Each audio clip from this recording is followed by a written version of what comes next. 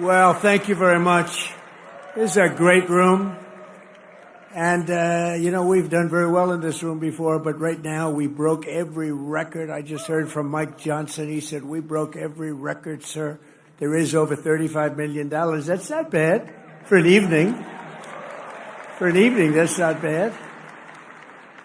I wonder if you ever turn the room this way. It's interesting because I love real estate. I love ballrooms, have nice ballrooms, a lot of them. I wonder if they ever turned it this way instead. So it might be interesting. This way I'm not talking to a wall.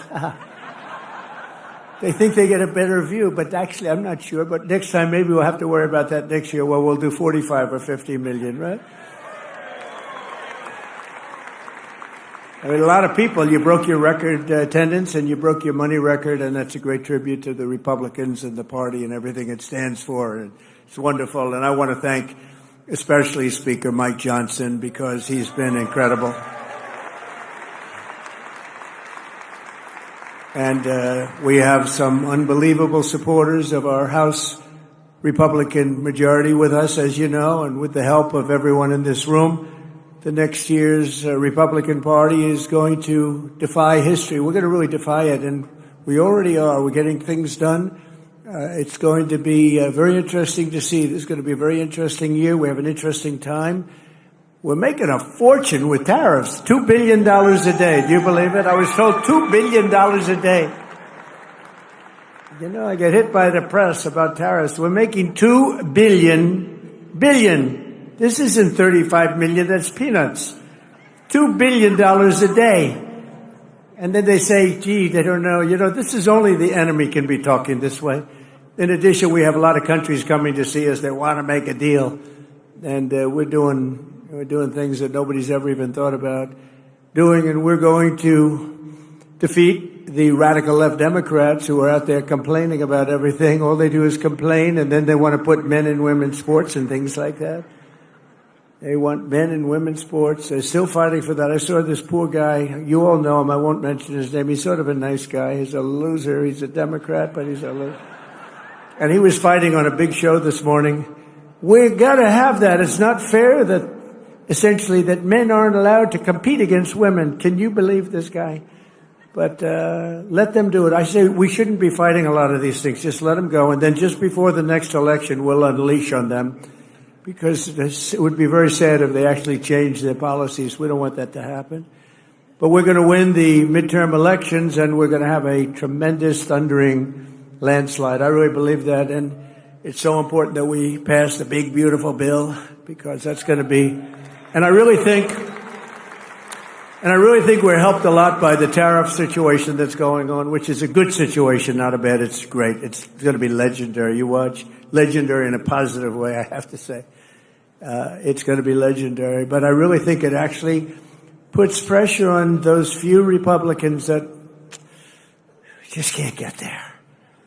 You know what the alternative is? A Democrat bill or a chapter for the country. We have the debt continuation, and they have to do this. They have to get there, and I think we are there. We had a great meeting today. I think we are there. But just in case there are a couple of Republicans out there, you just got to get there. Close your eyes and get there. It's a phenomenal bill. Stop grandstanding. Just stop grandstanding. Boy, oh boy, oh boy. Their policy, the Democrats, is horrible. It's horrible. Think of it, open borders, just all of the horrible, stupid things they have. You don't have energy. You don't have anything. They've lost their confidence. Everything is bad. But the one thing, they always vote in unison. You don't see somebody that's holding up. I'm going to hold up. And the alternative is hell. The alternative is hell. So the Republicans just have one little thing the Republican Party has to do is get together and damn vote. If you're a single guy or a second guy, and you fight like hell for what you get, and then in the end you have to vote because the policy is phenomenal. They don't get every little ounce. It doesn't work that way. And this bill that we're working on now is the best I think we've ever passed. Mike, wherever you may be, it's the best. I think it's the best thing we'll get it passed. but I think it's going to be the most important thing we've ever passed. It's the best thing we've ever passed. And I do think that the war with the world, which is not a war at all, because they're all coming here. Japan is coming here as we speak. They're in a plane flying, lots of them, all tough negotiators. But things that people wouldn't have given us 2 years ago, wouldn't have even thought of it 2 years ago, 3 years ago, 5 years ago, 7, they're giving us everything. They don't want tariffs on themselves. And it's very simple. We're making deals and people are paying tariffs. Countries are paying tariffs. Right now, China's paying a 104% tariff. Think of it, 104%.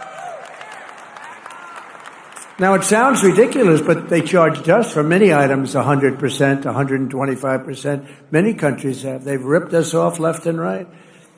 But now it's our turn to do the ripping. That's okay. We're going to make our country even stronger, stronger than it ever was. And 26 Republicans will fight for every state, every seat, and every single vote. We're going to fight like hell. I intend to personally campaign for candidates all across the country, and we just won't. You're right about that. We won't just keep our majorities. We want to expand our majorities by a lot. You know, there's this thing about midterm elections that you have a president and they never seem to win. I don't understand. They never seem to win the midterm elections, and I have no idea why. You know, we're not going to let that be a self-fulfilling prophecy. I have no idea why. We're setting records right now. We're getting more things approved than any president has ever done in the first 100 days. It's not even close. I had somebody say the most successful first month in the history. Now they said the most successful 100 days in the history of our country. And I believe that's right. And we're going to continue that way, if not more so. And we're going to do tremendously in midterms. There's no reason we should do great in the midterms. There's this thing that, for some reason, the president, whoever the president is, the midterms are tough. Why would they be tough? If we're doing great, they should be easy. And I'm telling you, we got to win a lot more. But as Mike said before, I happened to listen to him. He was on C-SPAN 1. That's a big upgrade, right? I was listening as I was putting on the tie. How does it look? He was on C-SPAN 1, and they were talking about that, and I thought to myself, because people love him and they love your leaders, they love, really the party is just doing well. A couple we could do without, to be honest with you, but the party is doing well, and there's no reason we shouldn't just get together and win these midterms and win them by a lot, because 7 that I heard Mike talking about before, 7 is not really enough. But we lived for 1 for a period of time. You know, the only thing good about 7, when you have 1, and now all of a sudden you have 7, it sounds like it's like a landslide. It's so good. It's like the most amazing thing. 7 sounds so good when I hear that. It sounds like we can't be beaten. And we should be 50, 60 up. Honestly, we should be 100 up, because based on policy, these people have the worst policy that anybody's ever seen. There's something wrong with them. Honestly, there's something wrong with them, all this crap. 13 House Democrats currently represent districts that voted for Trump, and voted for Trump big. And in 2026, we're going to tell them, all 13, that you're fired, get out. Out, get out. No reason for that, 13, but 13 is a small number compared to some of these stats. We are going to work very hard. I'm going to do tele-rallies. You know tele-rallies? I'll do rallies for a lot of you, but I'll do tele-rallies at a minimum. And we just had 2 great elections, by the way, and I heard everybody is introducing our 2 new Congress. Where are they, please? Stand up. I want to look you in the eye. I want to look you in the eye, Randy. Look at the 2 of them. What a job you did, man. Huh? You were never in doubt. Where's our second person here? I know there he is. Boy, they gave him a lousy seat. He's behind. Great job. We're proud of you, man. Great job. Great job. Thank you. And, both elections, they were saying, it's going to be close. It's going to be close. And I was listening, and they won by you won by what, 17 points, 18 points? I don't think that's close. I don't think it's close. So we won by 15 and 18 points. And they're saying it was a terrible evening for Trump. Can you believe it? Terrible evening. They only won by 18 points and 15 points. Anyway, good job, both of you. Good job. But in addition to our fantastic House Speaker, we're pleased to be joined by Majority Leader Steve Scalise. And I watched you too, Steve. I watched you on C-SPAN 1. And Steve has suffered greatly. I mean, I was there the night that it looked like he wasn't going to make it. He's very brave. He suffered greatly. And I tell the story about the baseball game where, I mean, he was really, the doctor told me, sir, I've never had anybody lose so much blood. It's not looking good. And his wife loved him. She was such a disaster that night. She was crying. She was crying because I've been with people that were in serious trouble and the wives couldn't care. They couldn't care less. In fact, after they recovered, I said, do yourself a favor, get rid of the wife. She couldn't. No, I'm only kidding, of course. I'm only kidding. I like to say I'm only kidding. That way, that cleans it up a little bit for the press. I say I was only kidding. No, I've seen some wives that were truly not bothered too much. I had one where the dog died and the husband died on the same day, and I said, it's too bad about Harry. No, but Lucy died, Lucy. Oh, my God. Harry didn't mean, he left her a fortune, too. Can you believe it? Harry didn't matter. The dog mattered a lot. But I was with Steve, and he was really, that was a tough thing. And then, amazingly, he was, like a year later, he was in the baseball game against the Democrats, and he's playing second base. And he was having a hard time. It's a hard time getting around. And with his luck, a shot was hit to him on the ground, a ground ball. And he got down, and that ball was, no way that ball was, it was right at him, but really, it was whacked. I don't know who the hell hit it. It looked like a major league ground ball. And Steve went down and blocked that sucker and got on his knees and threw it to first base. It was the most unbelievable thing that it could happen. This was God watching a game, I'm telling you. Does everybody remember that? He blocked it, knocked the hell out of his foot. Not his glove, it was his foot. And he got down and grabbed the ball, threw it out, and got the runner by quite a bit. And they then took him out of the game. And I said, what a great move. That was a good manager. They took him out of the game because you can't improve on that, let me tell you. But he had great courage, and amazing how he's done. And he's been very special, and all of us know it. He's really done great. Another man I've really gotten to know a lot, and I think he's fantastic, is Tom Emmer, Majority Whip. I think he's fantastic. Where's Tom? Where's Tom? Where is our Tom? Because I want to see his wife. His wife is better than him. He admits it. Oh, that's good. Hi, Tom. So where is she, Tom? Oh, no. She's not. She's home. She's watching C-SPAN. Yeah, I know. Thank you, Tom. Great job you do.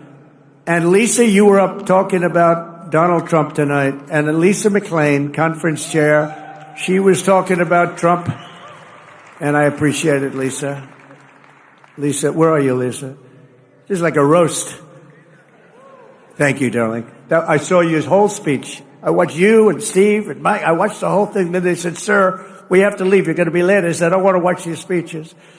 And we have Richard Hudson, the NRCC chairman, who set the record tonight.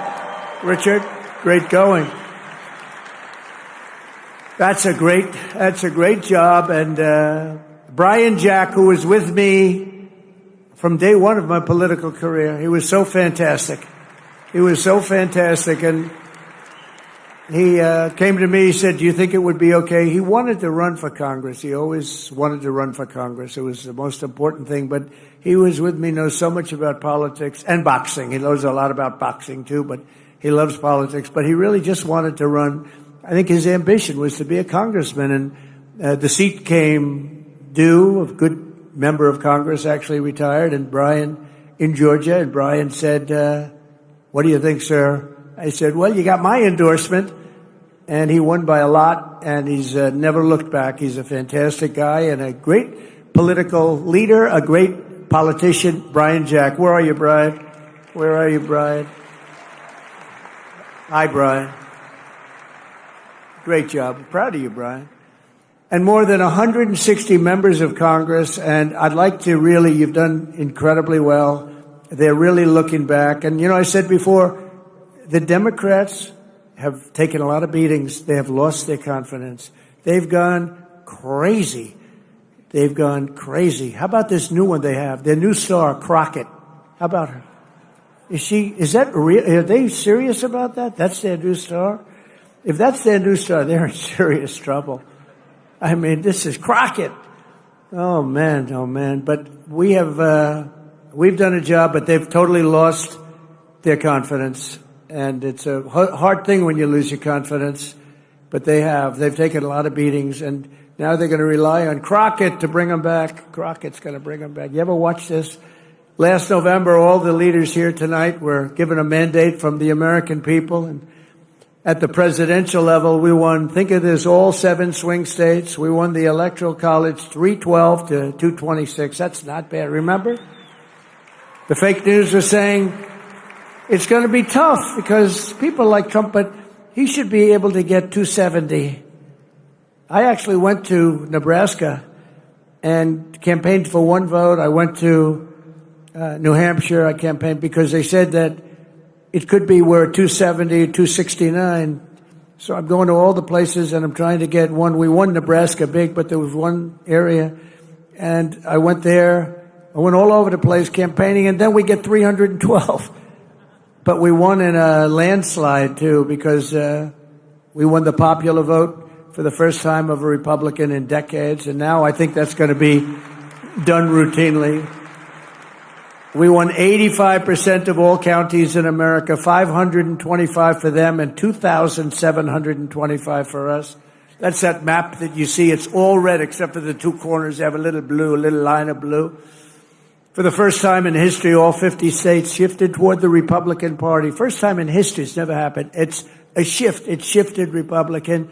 And today there are more registered Republicans than any time in the history of our country. How good? How about that? Meanwhile, approval ratings for the Democrat Party have plunged to the lowest level ever recorded. They're at 26%. So you tell me about the midterms, right? 26, the lowest level ever for either party. The Republican Party is a much bigger party now than it was ever before. And I must say that it's the biggest now since you heard the name Donald J. Trump running as a politician. You heard the name before, but not as a politician. I said to my wife, I think I'm going to do this thing. Do I have your approval? Yes, darling, I think you'll win. See, she's a supportive first lady. I don't know if she believed it or not, but she said it. She said, yes, darling, I think you'll win. How do you think I'll do? Oh, darling, you'll win very easily. Even though I've never done it before. I said, I have one problem. I've never done it before. She said, that doesn't matter. You're so talented.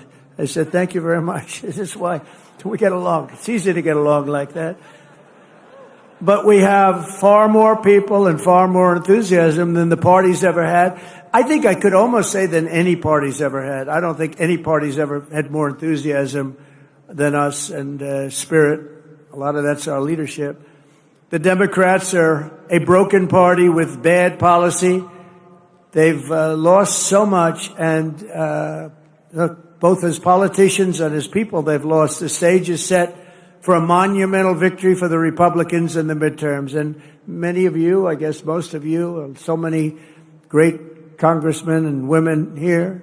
You got some senators here also, but many of you all of you are up. We've got to win. We've got to work really hard, and we've got to win, because there's no way they should be winning based on policy, and it's ultimately about policy.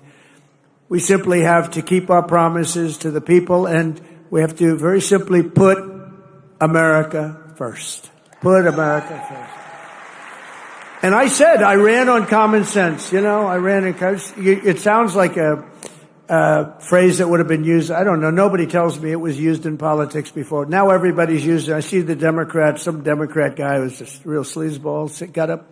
He said, yeah, I ran on common sense. That's what I did. Common sense. Yeah. And I said, gee, the problem in politics, you come up with a little slogan and they copy it. But, they copied no tax on tips. Remember, I said no tax on tips. Nevada hadn't been won for many years by a Republican. and state of Nevada, and don't ever call it Nevada. You'll lose 25%. Call it Nevada. It's true. It seems almost nicer the other way. You know, Nevada sounds like Brooklyn. Does that make sense? I come from Nevada, but don't ever call it Nevada. Call it Nevada. But as you know, the corrupt globalist establishment that ruled our country for decades is now complaining that I'm doing exactly what I pledged to do in the campaign. All of these things, tariffs, the men and women's sports, everything. The borders, strong borders. We have the strongest border we've ever had today. It was just announced. Strongest border. They don't want to write that. You know, they forget. They forget. Eggs. I came in eggs. Not a very glamorous thing to talk, but eggs. I was in for 1 week and they said, egg prices are soaring. I said, I've just been here. I didn't know this, please. I didn't know it. The fake news, they're going, egg prices are soaring. I said, man, I just got here. You know, let me know about it. What's going on with eggs? Tell me. So they gave me a little bit of a thing, and it's true. Under Biden, they soared like double, triple, quadruple. You couldn't even get them. They were not available. They said, don't use eggs for Easter. Use the plastic alternative plastic. We got, at Mar-a-Lago, we got plastic eggs all over the place. They said, don't use it for Easter. If you're doing an Easter egg hunt, do not use eggs. Well, we have a wonderful Secretary of Agriculture, as you know, Brooke Rollins. She's here someplace, I think. And she went after it. And when she goes after something, we don't play games, right, Brooke? And egg prices are down now 87%, and you have all the eggs you want. 87%. And they didn't write about it. They don't talk about it. I go up, I make speeches about eggs all the time. I never get a reporter writing about it because we were successful. If you're a Republican, when you're successful in something, you have to toot your own horn. Talk about it because you're the only one that's going to. It's a rough business, I will tell you. But the shrill voices that you're hearing this week about tariffs are the same scoundrels and frauds who never thought twice about when the United States lost 90,000 factories and plants. Think of that. 90,000. How do you do 90? If you had a map, a big map the size of that wall, and you had a pin for each factory, you wouldn't have enough room. You think of it, 90,000 factories since NAFTA, the worst trade deal in history, by the way. And we had it terminated. Everybody said you'd never be able to. It had to be terminated by Congress, and it was not easy. It was so bad. You know, the people have a lot of, it's very interesting, they have a lot of power. They have a lot of political power. It's hard to get even a bad deal terminated, but we did do it. And we got USMCA, and that's been really great. But when they cheat, it's not so good. And they cheat. They do cheat. You know, I respect Mexico, I respect Canada, but they cheat like hell. You know, Canada charges for our dairy products 270%. Nobody knows that. They charge you 2% for the first 2 cartons of milk. And after that, you go up to 270. And the press says, they've only charged 2%. No, that's for the first 2 cartons. So it's, we can't have that. And we have to be wise to it and get along with everybody, but we have to call people out. 6 million manufacturing jobs were lost since NAFTA when 21 million illegal aliens poured across our borders. Think of that, many of whom were violent criminals, murderers, drug lords, and the mentally insane. Insane asylums were closed. They used to go crazy when I talk about Hannibal Lecter, the late, great Hannibal Lecter, right? Silence of the Lambs. The fake news would say, why does he talk about that? He's a fictional character. He's actually not. We have many of them that came across the board. He's actually not. But when the people went to the voting booth, then we understood why he talked about that, because they voted for us. They said, we don't want Hannibal Lecter in our country. The great Hannibal Lecter, he was a very important force. But the press would go absolutely crazy if I mentioned Hannibal Lecter's name, because they said he's a fictional character. No, but it was making a point, and the point is they're emptying mental institutions and insane asylum. Not anymore, they're not. insane asylums into our country. We had numbers, the likes of which nobody's ever seen anything like it. Other countries, I deal with other countries all the time. I am right now on tariffs where they want to make a deal with us. We don't necessarily want to make a deal with them. We're happy the way we are, taking our $2 billion a day. But they want to make a deal with us, and they talk about it, and they say, we cannot believe that they had open borders. These are countries, they have borders, and they don't let people into their country. They can't understand how. They did it because they're sick or they're crazy. There's something really wrong with these people. But the same people now telling me about how to deal with China are the ones who sold out America for decades to China. For decades, they gave up to China. I'm the only one that you know how much? China's paid almost $700 billion in tariffs under me. And then they say, Donald Trump hasn't been tough on China. They say Trump hasn't been tough on Russia. Okay, here's the story. Nord Stream 2. Did anybody ever hear of it? It's the biggest pipeline in the world. I closed it. Russia had it. I closed it. Putin told me that's the worst thing. You're supposed to be friendly with me. I'd hate to see you as my enemy. I closed Nord Stream 2. When Biden got in, he opened it up immediately. It serviced all of Europe, going to Germany. It serviced all of Europe. We closed it, and they say, oh, he wasn't tough on Russia. I was very tough with the sanctions and everything else. And by the way, just for your information, we're trying like hell to get the fighting stopped between Russia and Ukraine. A thing that never would have happened if the election wasn't rigged. We had a rigged election, and we can say it and say it loud and say it proud because the election was rigged and we can't let that stuff happen anymore. Go to paper ballots, go to same-day voting, go to voter ID, go to citizenship. You have to prove your citizenship, a little piece of paper, and you won't have it. Sort of disappointing because a lot of Republican governors, they could do that. Same-day voting, paper ballots, very sophisticated paper, actually. It's all watermarked. You can't cheat. Very hard to cheat. France went that way. They were like us, and they were, having very bad elections, very crooked elections. They had 37 million people. They voted. They had a winner. They had a loser. They went home. That was it. 10 o'clock in the evening it was over. With us, you ever see, we have these machines that cost a fortune. And they say, we think we're going to have the final vote tally in 2.5 weeks. And wait a minute, this is election day. You ever see where in California they were counting votes 4 weeks later? And then they say, and by the way, all paper costs 8% of the machines. Why is it that Republican governors aren't going to it, okay? What's going on with our Republican governors? If nothing else, you say, even if it was just the same, and it's not, nothing's foolproof when it comes to voting, but it's pretty close. But it costs 8%. In other words, you can have your election 8% the cost of the machines, and you get an accurate count. So it's pretty amazing. They gave us NAFTA, mass illegal immigration, the Democrats did, the fake Paris Climate Accord, and the China's entry into the World Trade Organization. That was a wonderful day for us. China entered the World Trade. They've done pretty good. And, they didn't do things exactly by the books. And they were a developing nation. They still are. They say, we are a developing nation. We should be entitled to more. And our people say, oh, that's right, they're developing. They're not developing, we're developing. Look at some of our inner cities. We got to develop them. But we can't let the Democrats get away with this stuff. But we're developing more than they are. The globalists have been wrong about everything, and so I wear their attack on me because nobody has ever been attacked like a man named Donald J. Trump.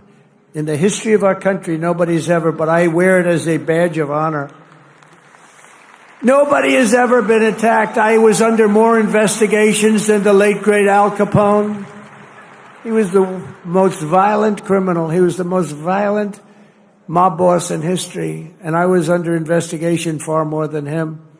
It wasn't even close. Our opponents are not afraid that our America First policies will fail. They're terrified that our strategy will succeed and we're going to get bigger and stronger and better as a party, and that's what's happening. And that is what's happening. It's going to be something, and I'm actually looking forward to the midterms. I really are. We're going to prove that all of their treasonous years of betrayal will not be forgotten, because it's treason. What they did is treason. When they allowed millions of people to pour in through open borders from all over the world, they came. To me, that's treason. What they've done to our country is unthinkable. The money we have to spend to take people out, and then we have judges that say, no, let Tren de Aragua come back into our country. They want him to come back in. Killers, they cut off a man's fingers because did you, sir, make a phone call to the police in Colorado? Yes, I did. You've attacked us and you've taken over our building. They took over real estate all over Colorado. You did, right? Give me your hand. Put the hand down. Boom. Cuts off his fingers. And they want him back. And how about the mix-up with the MS-13, where it wasn't a Tren de Aragua, it was an MS-13 killer. And they said, oh, they got to mix up. Let's get them back into our country. No, we need people that are going to love our country. I'm proud to be the president for the workers, not the outsourcers. The president who stands up for Main Street, not Wall Street, who protects the middle class, not the political class, and who defends America, not trade cheaters all over the globe. They're trade cheaters. They cheated on us. They cheated with tariffs on us. They stole our money. They stole our jobs. And now people are going around saying, oh, we're not treating them right now. We're treating them very good, actually. They're lucky we're treating them so good. And, when I have tariffs and I say, well, we're going to charge what they did. We're going to charge what they did. And then I say, I'm going to charge much less than they did. Believe me, we're actually being nice about it. But we're doing very well, better than we've ever done before. My job is not to maximize the profits of outsourcers and these foreign corporations are horrible. It's horrible what they're doing, but we're catching them. We're catching them by the dozens. My job is I have to defend the American dream, and I have to defend the American citizens. That's my job. I have to defend that. The American dream is never mentioned. It was mentioned for 4 years, and now it's being mentioned again, but it was never mentioned when we had Sleepy Joe in office. I used to have the hardest thing I had to do with Joe Biden is the nickname. Do I call him Sleepy Joe or Crooked Joe? Could we take a vote, please? Who wants to call him Crooked Joe? Who wants to call him Sleepy Joe? That's my problem. It's like the same. They both work. They both work beautifully. Joe had one ability that I didn't have. He said he was a good golfer. He's terrible. Somebody said the only time I got angry during our debate when he said he was a 6 handicap. He's not a 6. He's not a 36, okay? But he had one ability that I don't have. He was able to go to a beach, bathing suit in tow, because it looked like it was actually falling off. But he'd go, had a hard time walking through the sand because, sand is heavy on your feet. Carrying one of those 6-ounce chairs that are made out of aluminum that if you weigh a little bit too much, it just cracks in the middle when you sit down. And he could sit down in a beach with photographers on the beach. He's the president, so he had a minimum of photographers, but he still had photographers. And he could fall asleep. Who the hell could do that? Who could fall asleep? And he'd turn around and drool would be coming out. He didn't care. His wife didn't care. It's an ability that I could never fall asleep under those circumstances. I'd be very conscious of my body and what we look like. I'd be sitting up like this. Then I'd say, darling, it's time to go. Let's get out of here. Well, it wouldn't most people. This guy could go to the beach and he was out in seconds. Guys are shooting him. He'd be in the papers the next day, eyes closed, mouth open. The United States has been getting ripped off for 50 years, and we're simply not going to take it anymore, and that's what's happening right now. In 1950, the United States dominated global auto production, producing more than 75% of all of the cars on Earth. Think of that, 75% and even higher before that. Today we produce 11%, while China produces 3 times more than we do. Let me tell you something. With the tariffs that we're doing, as you know, we have tariffs on automobiles. aluminum, steel, separate from the other tariffs, the baseline we call it. Companies are pouring back into our country with plants. There's a run on sites. There's a run on old plants. Most of them are being ripped down for new plants. They've stopped building in Mexico, 4 or 5 plants, and they're all coming into the United States. I know what the hell I'm doing. I know what I'm doing. And you know what I'm doing, too. That's why you vote for me. And the chip makers are coming in. They're all coming in. We've never had anything like this. We have investment, they think, of about $7 trillion. And that's been in a month and a half. Think of that. For the first, you got to give me a little time to get warmed up with that. So let's take the first couple of weeks off. For about a month and a half, we got almost $7 trillion spoken for. Trillion. We've never had that. I don't know if we've ever had it at any time, but if you go back and look at Biden and these other campaigns, any of them, they didn't have those numbers for the year. These are the biggest chip makers in the world, the biggest auto manufacturers in the world. $7 trillion of investment, and that means jobs. I look at it differently, not investment. I look at it as jobs.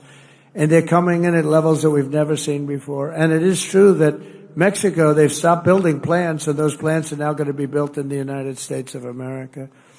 So it's pretty exciting. All because of 2 things. They say, they want to be nice to me. They say, sir, because of November 5th, the election, and because of tariffs. I said, in that order? And the smart ones say, yes, sir. First was that you got elected, and second was tariffs. And I'll accept that, But I will tell you, because of tariffs. But I'm the only one that would have done the tariffs, because everybody was afraid. They were afraid of being criticized because the globalists will go after you. For 7 decades, American ships have patrolled the seas. American troops have kept the pace and peace.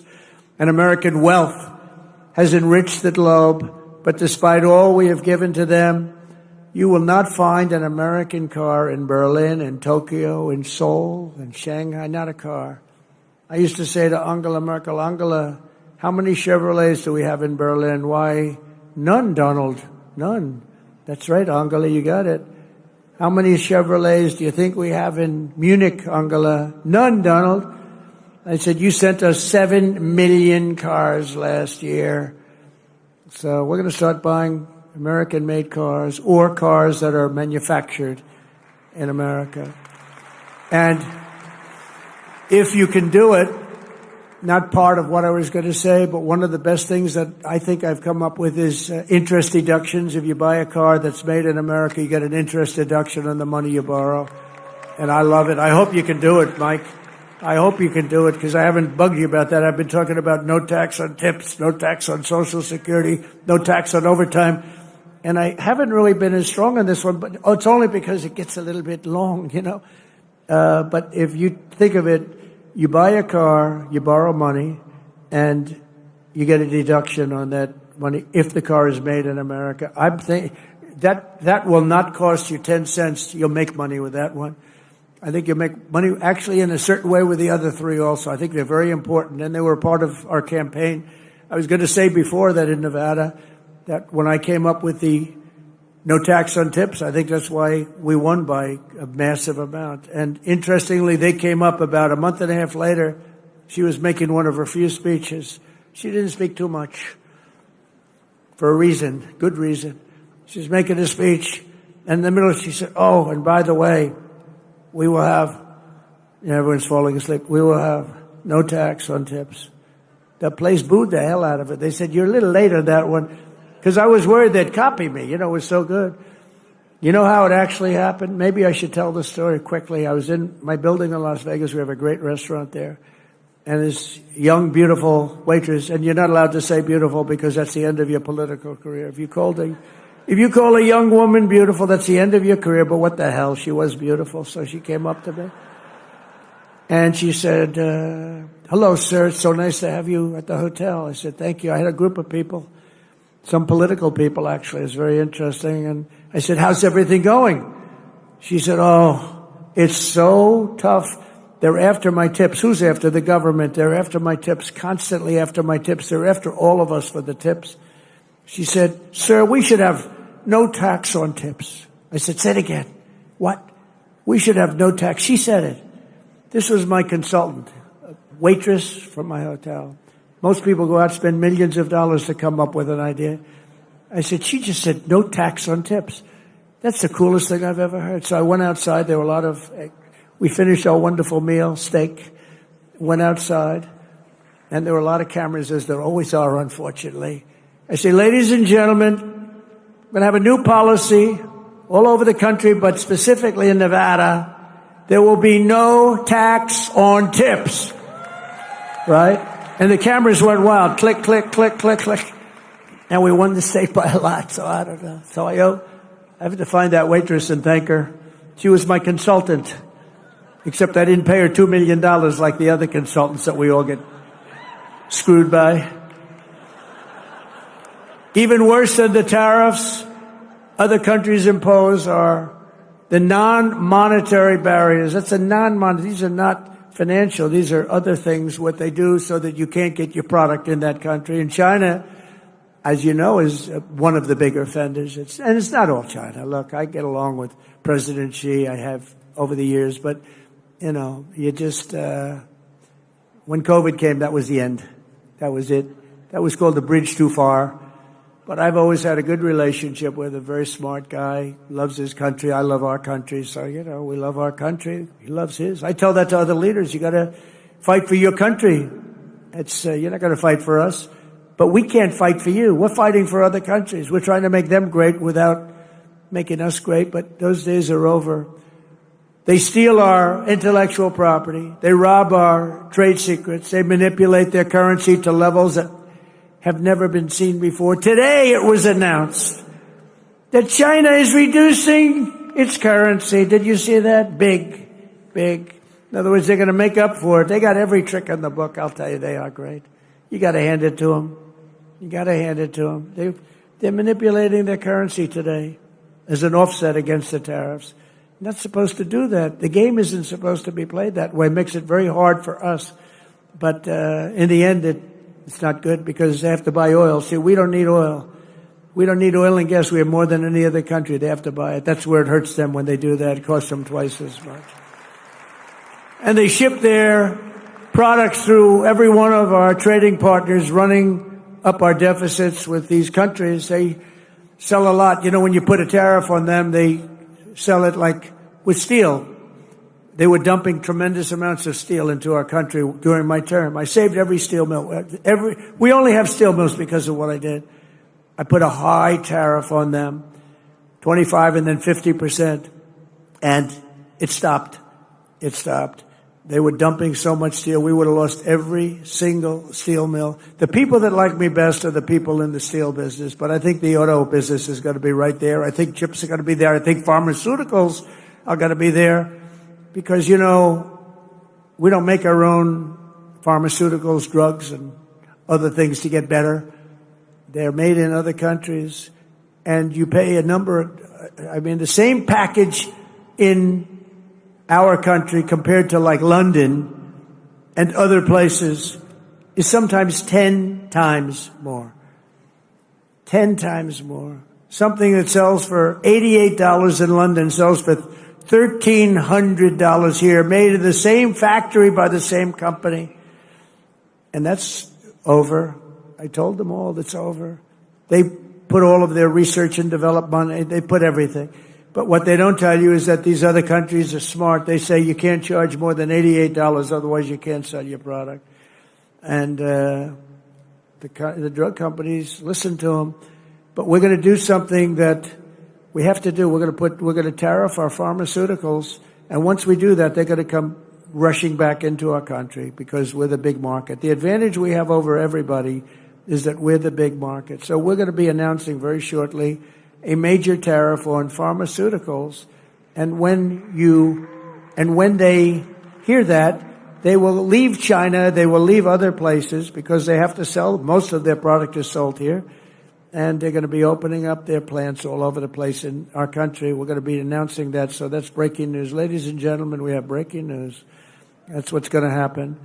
What other presidents allow China to get away with is absolutely criminal, but I'm not like the other presidents, and it's not going to happen under President Trump. It's just not going to happen. After all of the abuses they've perpetrated, China's attempting to impose additional unjustified tariffs. Just so you understand, they all got rich because of tariffs. Now when we do it, it's so terrible what Trump is doing. It's so terrible. They got rich. And not only China, many countries. I mean, you look at Vietnam, you look at so many, I could name 50 right now. Biden couldn't do that. He couldn't name any. Name one country. Name any country. What's the name of our country? He doesn't know. That's why additional tariffs on Chinese goods are in place effective midnight tonight at 104%. Until they make a deal with us, that's what it's going to be. I think they'll make a deal at some point. China they want to make a deal. They really do. They want to make a deal. They just don't know how to get it started because they're proud people. China will now pay a big number to our Treasury. This is all taxes. And don't let them keep telling you that this is a tax on our people. I hate that. They say it's a tax. No. Often, much of it is paid. And hey, look what happened during my first term. We had no inflation, and yet I took in hundreds of billions of dollars in tariffs and taxes from China. No other president got 10 cents in tariffs or taxes from China. I got hundreds of billions of dollars. Hundreds of billions of dollars. And I still got along with them because they understood what they were doing was wrong. They understood it. When you explain it, they sit up, they say, I've had numerous leaders tell me, you're right, sir. I was waiting for you to bring this up. Because some of the trade deals that were made by predecessors as president were so bad, you almost wonder who did these deals. They were either crooked or stupid. There can be nothing else. They were either stupid or crooked. It's terrible, but it's all being changed. I changed a lot of it in the first 4 years, but it's all being changed. In the first 4 years, we had the most successful country in history in terms of economics. We had an 88% increase in the stock markets. We had an 88% increase. There's never been any president that had an 88% increase. We had 88%. And there are a lot of happy people. And I think we're going to do much better than that this time, because this time I'm doing what I want to do with respect to the tariffs. I think we're going to do much better. And just remember the numbers. When you get up to $2 billion a day, $2 billion a day, they're saying, sir, can't be that, can it? I said, yeah, it can. It's the biggest transaction ever made. This is bigger than any deal. You guys, some of you work for companies. Your companies are peanuts. I don't care how big they are. This is the largest transaction in the history of our country. And don't let some of these politicians go around saying, because I'm telling you, these countries are calling us up, kissing my ass. They are dying to make a deal. Please, sir, make a deal. I'll do anything. I'll do anything, sir. And then I'll see some rebel Republican, some guy that wants to grandstand, say, I think that Congress should take over negotiations. Let me tell you, you don't negotiate like I negotiate. Congress takes over negotiating. Sell America fast because you're going to go busted. You don't. I just saw it today. A couple of your congressmen said, I think we should get involved in the negotiation of the tariffs. Oh, that's what I need. I need some guy telling me how to negotiate.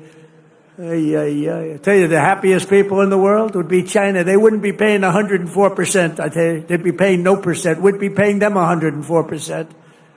That's the beauties. These guys, we gotta be careful. And even the concept of it hurts your negotiation. When they see a little story like that, the other side, it hurts your negotiation. And then the fake news wants to build it up, and it has no chance anyway.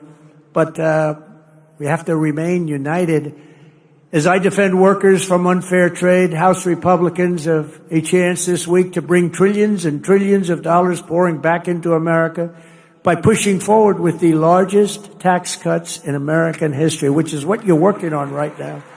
The largest in American history. And the reason because we had a great first term and amazing first term, but I saw that the other day that we had the most successful, I knew it anyway, but I saw that we had 88% increase. That's a tremendous increase. Think of that.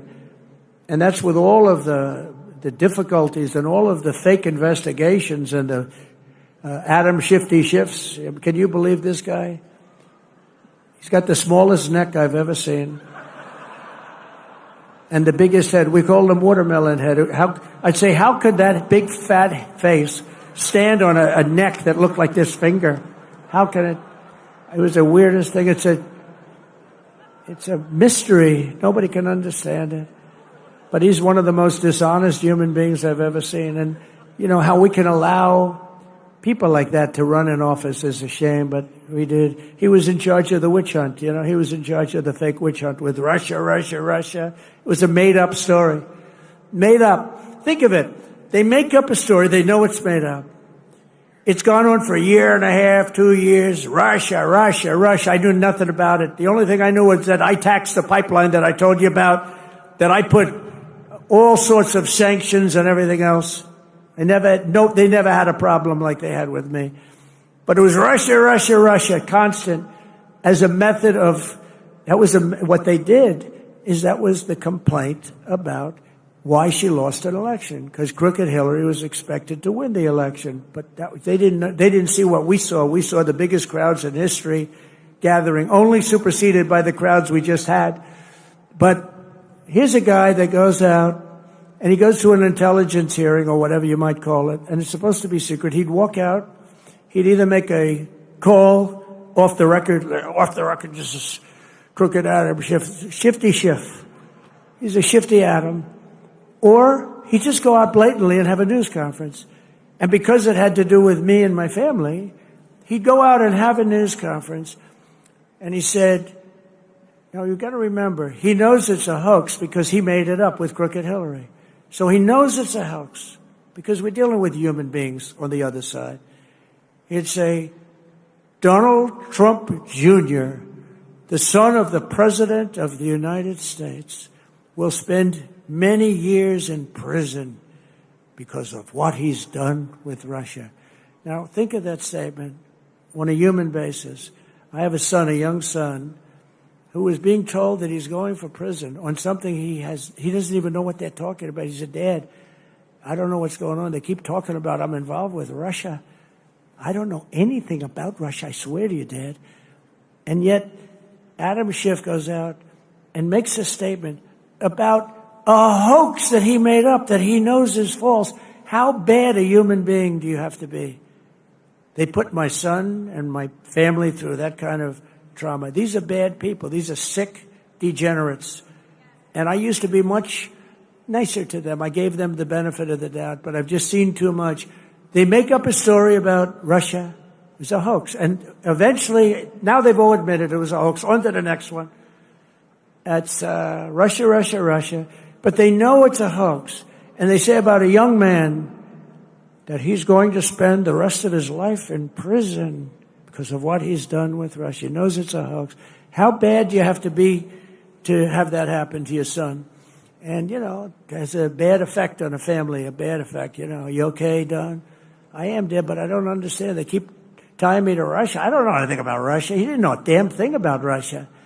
It's a disgraceful situation. That's why we got to kick their asses in the midterms, or we got to kick their asses again in 4 years. If we slash taxes on American workers and producers, our economy will soar, jobs will surge, manufacturing will boom, and our country will prosper like never, ever before. We got to get this big, beautiful deal done. We got to get it done. And get it done now. Don't wait 2 weeks. Don't wait 2 weeks. See, bad things happen. Crazy things happen in politics. Just get the damn thing done and stop showboating. A couple of people want to, sure, we got to get a little bit more. A little bit more. You know what you're going to get? You end up getting nothing. You end up getting a Democrat bill or worse. In the past 11 weeks, we've already created 350,000 jobs. It's unprecedented, including 10,000 manufacturing jobs that we haven't even started yet. Gas prices, when I came in, they said he campaigned on prices coming down and prices going up. They're not going up, they're going down. Gas prices are way down. In fact, they had something $2.50 a gallon. I saw on television a little while ago in between watching my great friends on C-SPAN. I saw that the prices are down to $250, $260, $275. It was, when I came in office, it was $350, $375. But prices are coming down. Prices on groceries are coming down. Prices of eggs are down like 87%. 87, they got me with that. I told you. Before I even got in office, they were telling me they're down close to 87%. And core inflation has dropped to the lowest levels in 4 years. And as I said, we had no inflation in 4 years, despite the fact that I took in hundreds of billions of dollars in tariffs. So we hadn't even started yet. Nearly $6 trillion of new investment. And that number is now revised up to about 7. Apple, great company, is spending $500 billion because of tariffs. $500 billion, not 500 million. That's a lot. 500 million. When I first heard the number, I said, "You mean 500 million? You can build a lot of plants for." No, sir, 500 billion. 500 billion. TSMC, the biggest, most powerful chip maker in the world. This is without that stupid CHIP Act, where they say, here's billions of dollars to a company that doesn't need it. These chip companies are loaded. They give these companies billions of dollars to build a plant in the United States. They don't build them in the United States. They keep the money. It looks good. They give them billions. No. TSMC, I gave them no money. Great company. Most powerful in the world. Biggest chip company in the world. They're spending $200 billion in Arizona building one of the biggest plants in the world. And that's without money. All I did is say, if you don't build your plant here, you're going to pay a big tax. 25, maybe 50, maybe 75, maybe 100%. NVIDIA is investing hundreds of billions of dollars. Johnson & Johnson is investing $55 billion. Eli Lilly is investing $27 billion. DeMac is investing $20 billion. We have billions and billions being invested by Merck, Clarios, Stellantis, General Motors, Honda, Nissan, Hyundai. All are putting in billions and billions and billions of dollars. They're buying sites all over their building because they don't want to have to pay 25 and 50% tariffs. They're all doing it. And I think they also have confidence in the country. They have a president that they have confidence in. I know many of them. With the help of people in this room, we are one big, beautiful bill signing away from the greatest economy in the history of the world.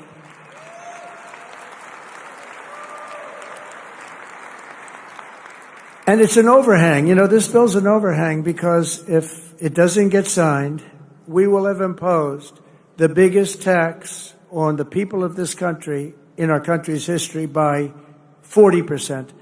Biggest tax, because we gave you the biggest tax cut in history.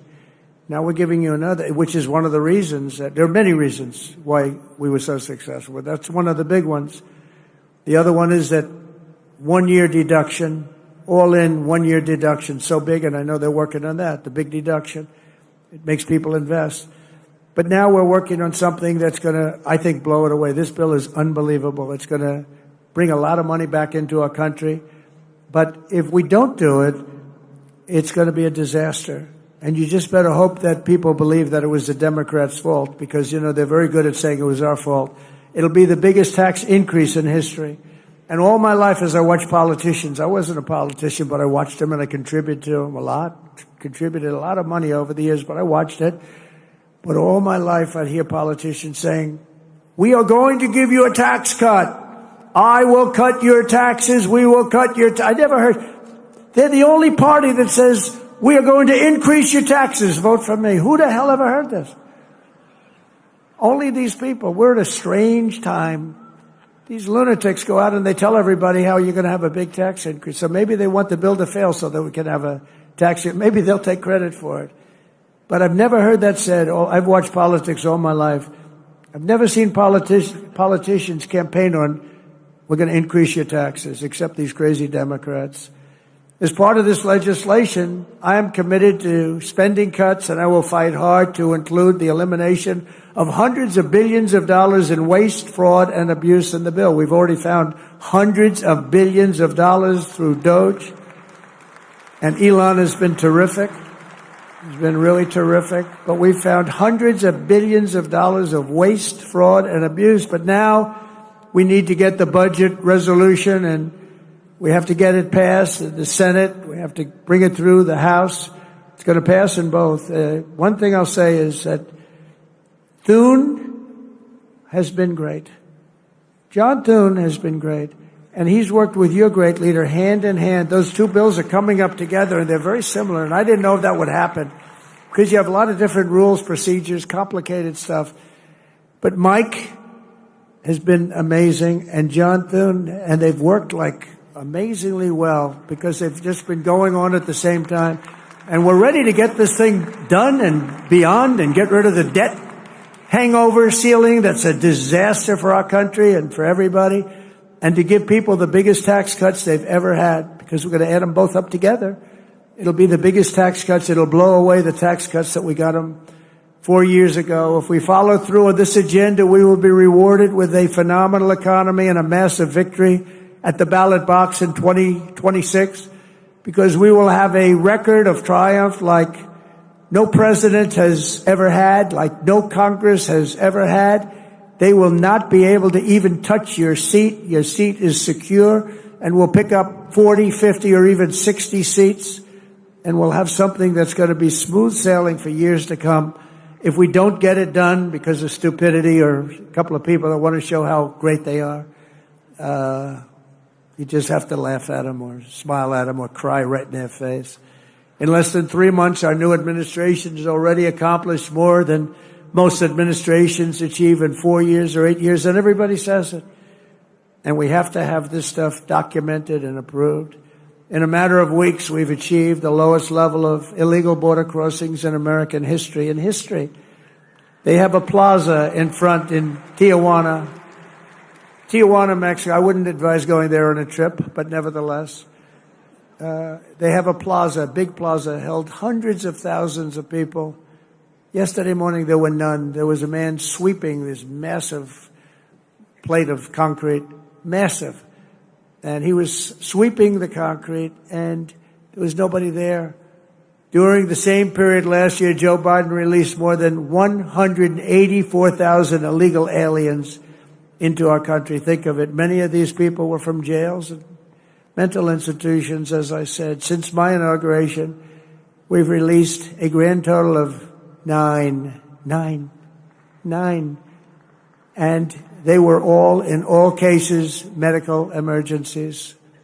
We did that for medical emergency reasons. Last month, we officially designated Tren de Aragua, MS-13, and the Mexican drug cartels as foreign terrorist organizations.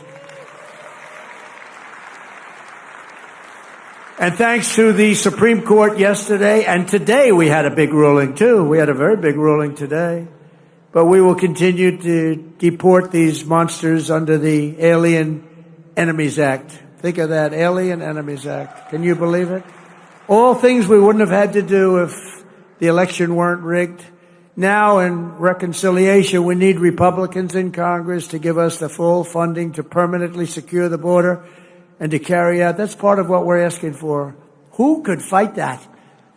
We want to permanently secure. Without a border or without fair elections and without a good press, you don't have a country. Well, we have a lousy press. We now have a good border.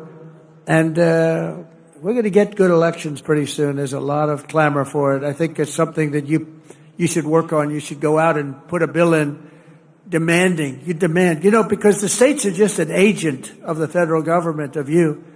You're to demand paper ballots. You're to demand one-day elections. You know what they do when it's longer than one day? All of a sudden, well, we're fixing the room up. Move those boxes. We're putting an air conditioner. Oh, really? We'll move the boxes back in a few days. Well, we're painting the room. Please move the boxes. And you notice the boxes go out, and then they move back in about half the number. Oh, it's so sick. One-day election. You don't need any more than that. One-day election, paper ballots. I think you should put a bill in. I mean, I don't know. Who's in favor of a bill? Who could not want it? Who could not want it? But I think you should do a bill in that. I think it would be so popular. And more importantly than popular, it's so necessary. You have to have great elections. You have to have fair and free elections. And you've got to have borders. Otherwise, you don't have a country. To quickly bring down the cost of energy and lower the price of everything on day one, I declared a national energy emergency to drill, baby, drill. We're drilling. Oh, we're drilling. I withdrew from the unbelievably expensive for us, the Paris Climate Accord. So we were paying, it would have cost us $1 trillion, $1 trillion. China doesn't come into it till like 2035. Russia's based on a 1992 standard when the air was dirty. India was based on a very low standard. Except the United States, we had to pay immediately. We would have spent trillions of dollars on that scam.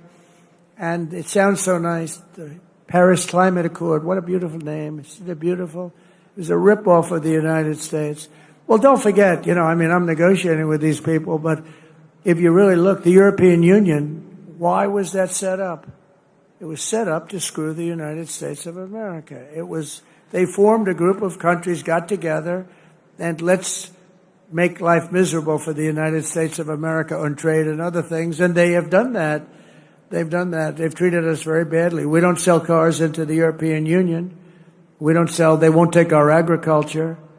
They want their own, but we take their agriculture, we take their cars by the millions. I terminated the Green New scam, one of the great scams, one of the great hoaxes in the history of our country, only superseded by Russia hoax. I canceled Joe Biden's insane electric vehicle mandate where everybody had to have an electric vehicle in a very short period of time. Everybody was forced to have an electric vehicle. They built some power stations in the Midwest.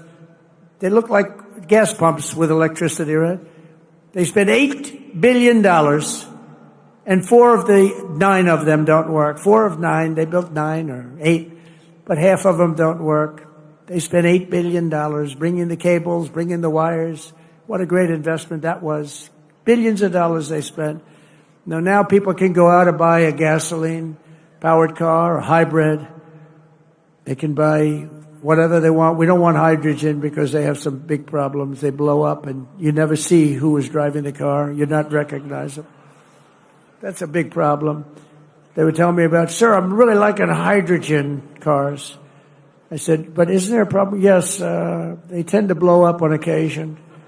I said, how bad is it? Well, we found body parts 250 yards away from the car. We think it was Mr. Jones, but we're going to go to see his dentist and see if we can. So if you have one of those incidents, let's forget it, right? It's a bomb. It's a bomb. I don't want him to work. I actually said, don't work on it. Between that and windmills, you can have windmills too. Most expensive form of energy ever. Anybody have a windmill by your house? Congratulations, you'll never sell your house. And today I signed historic executive orders to unleash coal production to the highest levels ever.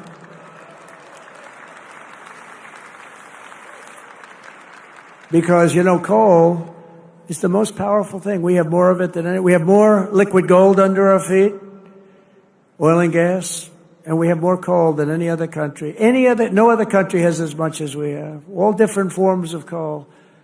And take a look at China. They're building 2 coal plants a week. Think of that, 2 a week. We are screwing around with wind. Oh, wind. These people are crazy. They say, oh, it's great for the environment. Yeah, it kills all your birds. You want to see a bird cemetery? Walk under a windmill sometime. Got birds all over the place. They're screaming for help. They got whacked. The environmentalists, it's an environmental dream. You know why? Because you're never going to have energy. They're the most expensive form of energy there is. 10 times more expensive than clean natural gas. 10 times much more expensive than coal. And they're very unreliable. Like if they wanted to watch us tonight on television, Alice, I want to watch the president tonight. I'm sorry, darling, but the windmills aren't blowing. We're going to give them confidence to do what they have to do long into the future, because coal is going to be a big factor in our country now. You know, it does give us our electricity, because there's nothing like coal in terms of power, but it's going to be clean, beautiful coal, like our bill. It's going to be clean and beautiful. Coal miners, and by the way, they've made tremendous progress with also coal in terms of clean coal. But the coal miners standing alongside of me this afternoon in the White House, they were incredible. They were a beautiful sight to behold. These are really great American patriots, beautiful guys. I didn't want to have any arm wrestling contests with any of them, I can tell you that. They're good, strong guys. That's what they want to do. They love to dig coal. That's what they want to do. They don't want to do gadgets and widgets and wadgets. They don't want to build cell phones with their hands, their big, strong hands, and doing a little thing. Remember when Hillary Clinton went to West Virginia? And she had decimated them 3 weeks before in like some state where they make little tiny circuit boards. And she said, we're going to teach the miners in West Virginia how to make a circuit board with little tiny things. He said, we're going to teach them. And then she went to West Virginia. She was in the campaign. And she had to go there. Do you remember that stop? It was memorable. It was one of the worst. Did they go after her? And one of the miners said, I don't want to do anything else but dig coal. I want to dig coal. They said it today. That's what they love. They love doing it. It's like that in a lot of industries. People love doing what they're doing. They want to dig coal. That's what they want. They don't mind going deep in earth. They feel comfortable there. Me, I could do without it. But they feel comfortable. They're incredible people, actually, hardworking, incredible people. And we're giving them their lives back. We've also begun the largest deregulation campaign in history. For every one new regulation, I have directed that 10 old regulations must be eliminated before the first one can go into effect. And we're working tirelessly to restore peace through strength and bring back the hostages held captive abroad. We've brought a lot of them back already, but what a sad situation that is. What a sad situation that is. That would have never happened if I were president. October 7th would have never happened. And I said Russia-Ukraine would have never happened.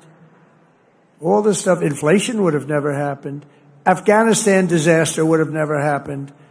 Most embarrassing moment in the history of our country. Not leaving. I was going to leave. I'm the one that got them to a point where they could leave. But I was going to keep Bagram, the air base, one of the biggest in the world. I was going to keep it, not for Afghanistan, because it's 1 hour away from where China makes its nuclear weapons. Wouldn't it be nice to have it? You know who occupies it now? China occupies it now. Can you believe how stupid this guy was? On top of that, they get blown up at the airport, leaving the wrong airport. They didn't leave from Bagram. They left from a local little airport, which was crowded and like crazy with the people from the towns and cities. And the bomb went off and decimated hundreds of people, killed hundreds. We lost 13 soldiers. But we also had 42 or 48 horribly injured. Arms, legs, face, horribly injured. All because we had a stupid leader. Should have never happened. Should have never been involved in that. We're also joined tonight by a number of brave souls who were recently released from Hamas captivity. Hamas is just a disaster, the level of hatred. Where are the people? Hamas, they understand what that's all about. Where are you?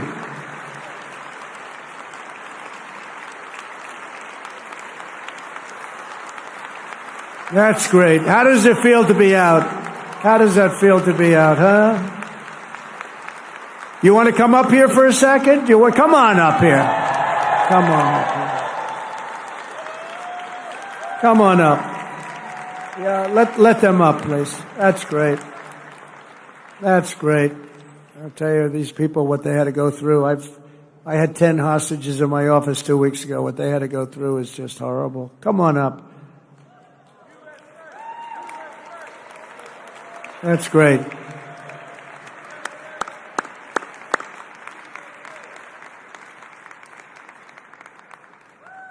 That is so nice to see you. That is so nice.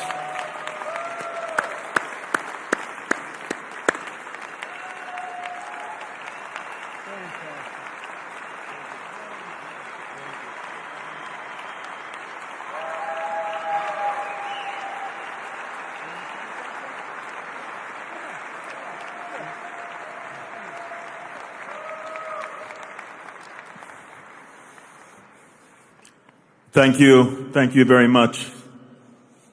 President Trump, I'm here and I'm alive. President Trump, you saved my life.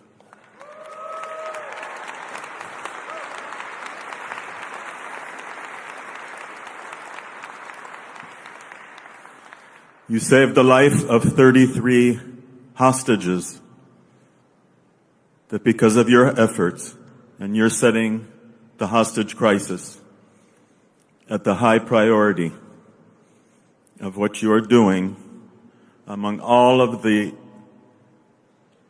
enormous issues and things that you're dealing with since you came into your position as President of the United States.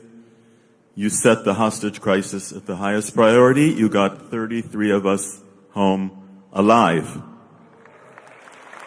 We all owe our lives to you. Thank you, thank you, thank you. And please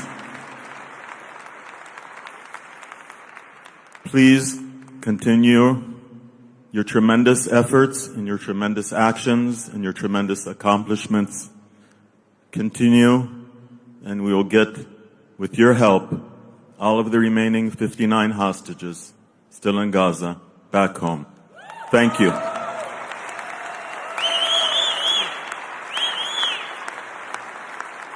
Thank you, President Trump, for bringing my Keith home.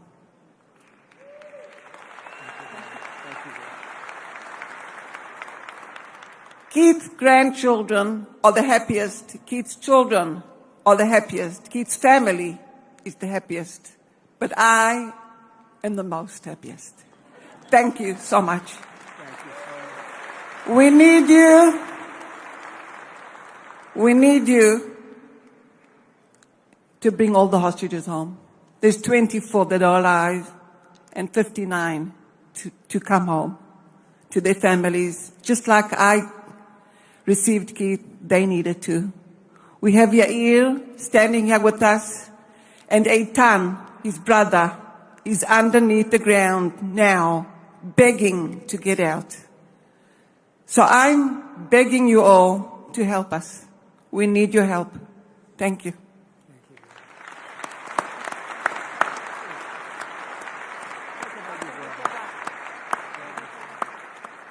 So, my name is Yair. I've been in hell for 498 days. I've been held in hell with Hamas terrorists.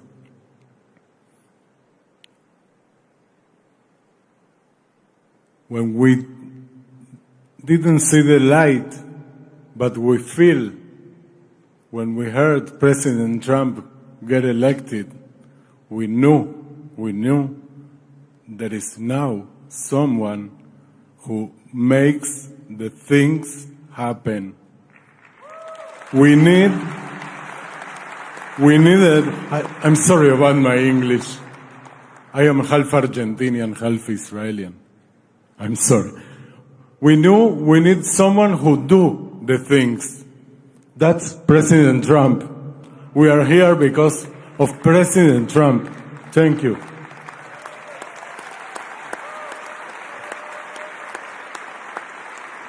Thank you for your efforts. It's really surreal to be here. You know, I'm a simple man. I'm running the bar in the kibbutz in Niroz, where I was live. And now I'm here with President Trump, who's running the world.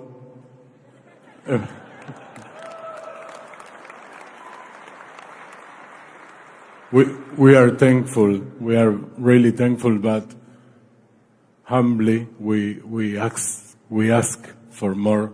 The last push, the last 59 people, the last 59 hostages, among them my brother, Eitan, and what is Liran, brothers, Zivi and Gali, and Eviatar, all the brothers, all the families. In a few days we mark the Passover, right? Pesach. It's a family.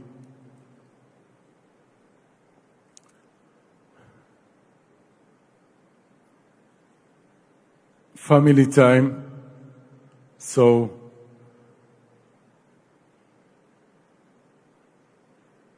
I expect that in the next Seder,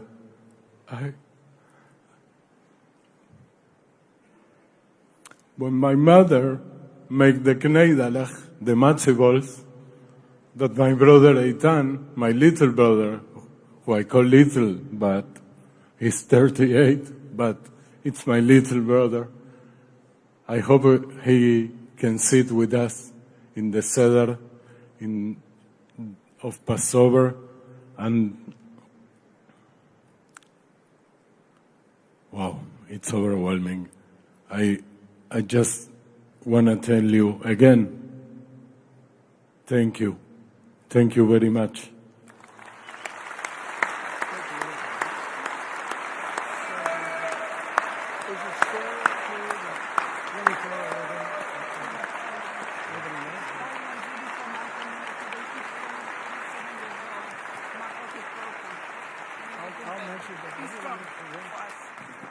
I just want to say, I said, of the 59 people that you want to bring home, how are they and how are they doing? Do you have any idea? Because they left that whole scene not long ago, and they said, well, of the 59, 24 are living, the rest are dead. I just heard that. And I was told that before by somebody else. But 24 are living, the rest are dead. These are young people, largely young people. Young people don't die. Young people are killed, they don't die. But the conditions were so horrible. But think of that, so of the 59. And I've had Israeli parents tell me that my son is dead, but please bring him home. As though he were alive, she wanted him brought home more than, it just seemed almost more than if her child was living. Amazing. They wanted the mother and father. In 3 other cases, they wanted to have them brought home. I said, how is he doing? He's dead. It's only his body, but we want him home. So there's an amazing thing. But the 59 that you mentioned, you said that 24 were alive and the rest are dead. This is a terrible thing that's going on with Hamas. Terrible. The hatred is so incredible. It's unbelievable. And the way they were made to live was not even understandable, I think, by anybody in this audience. And you have great people in this audience that love you, and they're going to fight for you. And I just want to thank you very much. Thank you.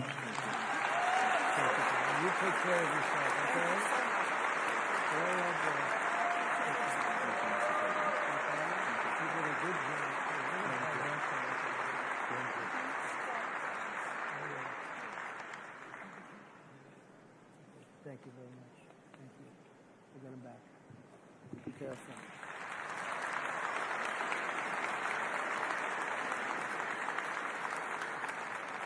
It's incredible what they've been forced to live with for 450, 500 days. Incredible. Nobody in this room could really understand it. I found it hard to understand.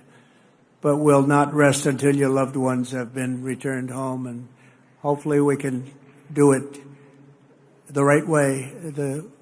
We want to get those 24 out really fast, and we're working on it very hard. There was no chance before. This is something that should have been done right at the beginning during the past administration. On day one, we ended the so-called diversity, equity, and inclusion policies across the entire federal government, the private sector, and it's just not even allowed. I also signed an order making it the official policy of the United States government that there are only 2 genders, male and female. We want to keep it simple. As you know, in a very important executive order, I banned men from competing in women's sports. That was done, and I hope all of these executive orders can be codified, can be voted on by Congress. I can't imagine any Republican that's not going to vote for him. Many of them, over 100. And I think every single one of them is just common sense, good. It's good politics, but the word politics doesn't matter to me so much. It's good for our country. If Democrats retake the House next year, they will try to reverse all of the progress that we've made, which is record-setting progress. Instead of House committees run by Mike Johnson, Steve Scalise, Jim Jordan, James Comer, Ronnie Jackson, and so many other of our friends in this audience, the House will be run by the same band of radicals and lunatics you saw at my address to Congress, including Hakeem Jeffries, AOC, Ilhan Omar, Nancy Crazy Pelosi, and Weird Al Green. He's a weird dude. Oh, he should have been treated very badly for the way he behaved that night. Think of it, they didn't stand up. They didn't pay respect to anybody, including, think of it, you take a look at Laken Riley, you take a look at any of the people there, the parents of these incredible people, the young boy with cancer, serious cancer, wanted to be in a police department, would give anything to be a policeman someday. They refused to even applaud or acknowledge them. They're sick. There's something wrong with them. They sat as the stories were explained. Two young ladies savagely killed by illegal aliens. They came into our country and they killed these two young ladies, and the Democrats sat there. They didn't smile. They didn't clap. They didn't do anything. I think you frankly win the midterms. Just all you have to do is show a picture of these grieving parents, uncontrollably grieving, and they didn't get one clap out of the whole group of them. They just sat there like stoic and disgraceful. And you show that in your commercials that you're going to be putting on, and you'll win every race that we have in this room. That was a bad night for them, and now they know it. They're trying to make up for it. But they're just, I don't know, something wrong with them. That's why every day from now until November 2026, we're going to fight to elect and expand the Republican majority of the House and save our country from these radical left lunatics. We will not be deterred. We will not stop. We will not yield, and we will never, ever back down. We're not going to back down. They would lose respect if you back down. They're the ones that back down. They're the ones that have lost their confidence. They're no good anymore. I saw politicians that were good politicians 4 years ago. They're not good politicians anymore. They've lost their confidence. They've totally lost their confidence. But they can get their confidence back, so you can't rely on that too much, I guess. Together we're liberating our country, reclaiming our wealth, unleashing our energy, protecting our children, rebuilding our military, repelling the invaders, deporting the criminals, destroying the gangs, and unlocking what history will know as the golden age of America. This is going to be the golden age of America.